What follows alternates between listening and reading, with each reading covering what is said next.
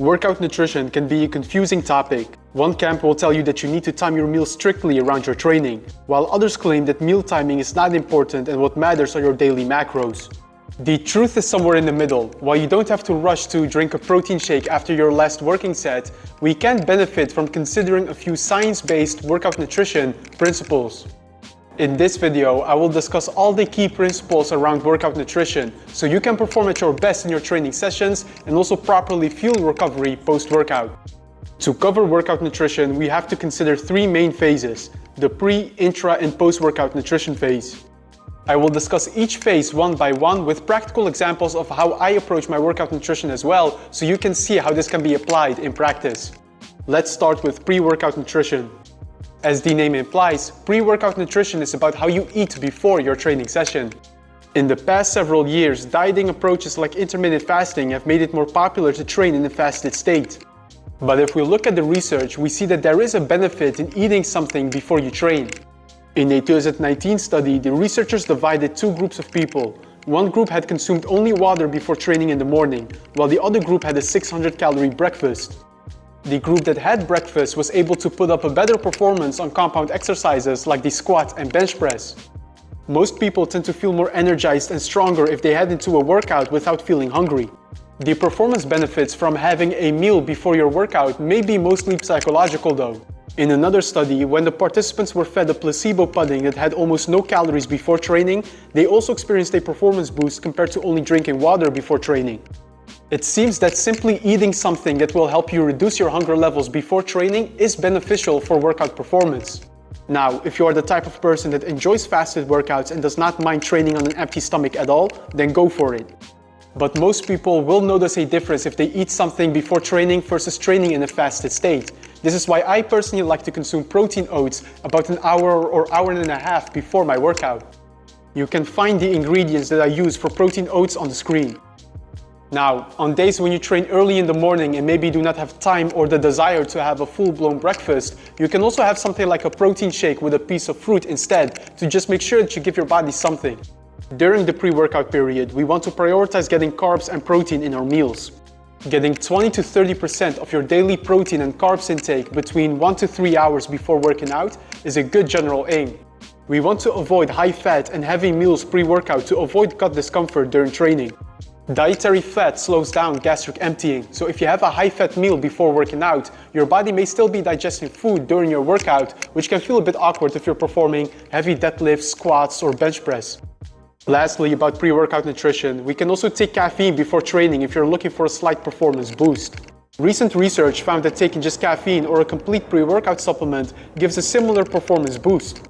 This is because most pre-workout supplements are just highly dosed caffeine supplements anyway. Of course, they do contain different types of ingredients if you look at a complete pre-workout supplement, but the main active ingredient that boosts performance is caffeine. I personally take a big cup of black coffee before training in the morning times, and that is my pre-workout. After the pre-workout, we find ourselves in the training period itself, which is also known as the intra-workout. People commonly have either a sports drink or another fast-acting carbohydrate source during their workout to help fuel performance. But based on the research, having an intra-workout is only beneficial in a few specific cases. When you engage in something like a long-distance cycling or running session, you will run out of your body's muscle glycogen stores at one point. In this case, it is beneficial to have something with fast-acting carbohydrates during your training. But when it comes to lifting weights, it seems that having an intra-workout carbohydrate source does not boost your performance. In one study, researchers investigated whether having carbohydrates in between 5-rep squat sets would improve squat performance in resistance-trained men. No significant performance improvements were found, and this likely is related to the fact that your glycogen levels do not lower a ton during the strength training session. So you do not need carbohydrates during your workout to continue performing well. An exception of this would be if you have long circuit or CrossFit type workouts that last 90+ minutes. Another common intra-workout used by many people is BCAAs, and the BCAA supplement essentially contains 3 amino acids: leucine, isoleucine, and valine. These same amino acids can also be found in typical protein sources like beef, chicken, and whey protein. So when you already consume enough quality protein in a day, you will provide your body with sufficient BCAAs just through your food intake.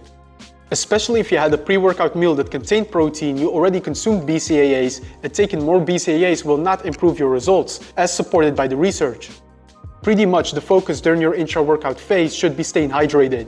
We know from research that just mild dehydration can result in significant decreases in squat performance.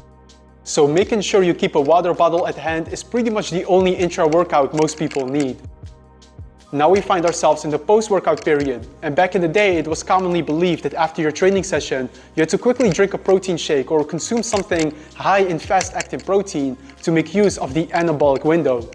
Fortunately, based on research, it is not crucial to drink a protein shake directly after your workout. We know from the literature that dividing your daily protein intake over 3 to 6 eating moments is beneficial for maximizing muscle growth. Let's say you consume 3 to 4 protein sources per day. That would mean that every 4 to 5 hours of your waking day, you would consume a protein source. If you had a pre-workout meal 1 hour before training and you train for about an hour, you basically have about 2 hours before it's time for your next protein serving. So you do not have to be rigid about your post-workout protein intake. Since the gym can make you feel quite hungry anyway, I would simply make the post-workout meal your next meal of the day. So if you train in the late afternoon, then simply make your dinner your post-workout meal. In this meal, having a balanced mix of protein, carbs and fats is what I would suggest for most people. Some people claim that it's best to avoid fats post-workout altogether because then your protein and carbs will reach your muscles more quickly. Although fats do slow down the absorption of the nutrients you are consuming. This slower absorption is fine because we will not be training in that same 24-hour period again, and your muscles have enough time to recover and absorb all the nutrients. So we have discussed pre, intra, and post-workout nutrition. Let's now bring it all together and discuss some of the key takeaways. First, it is beneficial to train in a fed state. Having a pre-workout meal with a protein and carbohydrate dose is what I'd suggest to most people. During your intra-workout, BCAAs or sports drinks are not needed for general lifting workouts that last about an hour. Focus on proper hydration during training.